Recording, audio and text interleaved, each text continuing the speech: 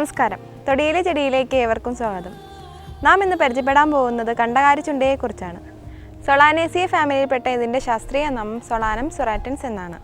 സമുദ്രനിരപ്പിൽ നിന്നും ഏകദേശം 900 മീറ്റർ ഉയരമുള്ള പ്രദേശങ്ങളിൽ വളരുന്ന ഒരു ഔഷധിയാണ് കണ്ടകാരിച്ചുണ്ട. കാസരോഗത്തിന് ആയുർവേദം നൽകുന്ന ഒരു ഒറ്റമൂലിയാണിത്. കണ്ടകാരി, നിദിഗ്ധിക, ക്ഷുദ്ര, വ്യാഘ്രി എന്നീ നാമങ്ങളിലും ഇത് അറിയപ്പെടുന്നു.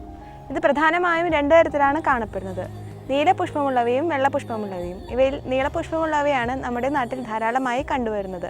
സാധാരണമായി തരിശു ഭൂമികളിലും വഴിയരികളിലുമാണ് ഇത് ധാരാളമായി വളരുന്നത്. ഇത് ഏകദേശം 25 മുതൽ 75 സെൻറ്റിമീറ്റർ വരെ നീളത്തിൽ വളരുന്നു. ഇതിൻ്റെ തണ്ടിലും ഇലകളിലും ധാരാളം മുള്ളുകൾ കാണപ്പെടുന്നു. മുള്ളുകൾക്ക് ഏകദേശം 1.5 സെൻറ്റിമീറ്റർ വരെ നീളമുണ്ട്. ഇളം ശാഖകൾ അതിസൂക്ഷ്മമായ രോമങ്ങളാൽ ആവൃതമാണ്. ഇലകൾക്ക് 10 സെൻറ്റിമീറ്റർ നീളവും 5 സെൻറ്റിമീറ്റർ വീതിയുമുണ്ട്. ഇലയുടെ മധ്യസിര തടിച്ചതും അതിൽ മുള്ളുകളും കാണപ്പെടുന്നു.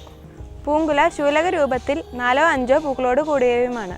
ഇതിൻ്റെ ഫലം ഉരുണ്ടതും മഞ്ഞയോ വെള്ളയോ നിറത്തിലും കാണപ്പെടുന്നു. ഇവയിൽ പച്ച നിറത്തിലുള്ള വരകൾ വ്യക്തമായി കാണാം. ഫലത്തിനകത്ത് വെളുത്ത മാംസളഭാഗവും മഞ്ഞ നിറത്തിലുള്ള ധാരാളം വിത്തുകളും കാണപ്പെടുന്നു. ഇതിൻ്റെ വേര്, ഫലം എന്നിവയെല്ലാം ഔഷധമൂല്യമുള്ള ഭാഗങ്ങളാകുന്നു. ഇതിൻ്റെ കൂടുതൽ ഔഷധമൂല്യങ്ങളെക്കുറിച്ച് ഡോക്ടർ CM ശ്രീകൃഷ്ണൻ നമ്മളോട് വിശദീകരിക്കുന്നതാണ്.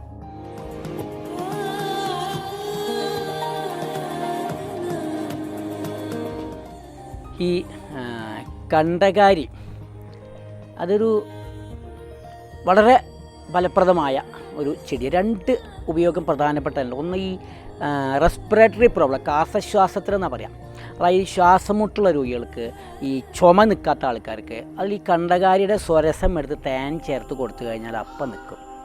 അതുപോലെ കണ്ടകാരി ഘൃതമുണ്ട്, അതും ഈ ശ്വാസരോഗങ്ങൾക്ക് കൊടുക്കാവുന്ന ഒരു ഔഷധമാണ്. പിന്നെ ഇതിൻ്റെ ഒരു ഗുണം മൂത്രളമാണ്. അതായത് മൂത്രകൃച്ഛ വികാരങ്ങളിൽ ഇതിൻ്റെ ഈ കഷായം വെച്ചിട്ട് ലേശം തേനും ചേർത്ത് കൊടുത്താൽ ഈ മൂത്രം കടച്ചിൽ, മൂത്രം പോവാതിരിക്കുക, ഇതിനൊക്കെ ഇത് നല്ല ഫലപ്രദമാണ്.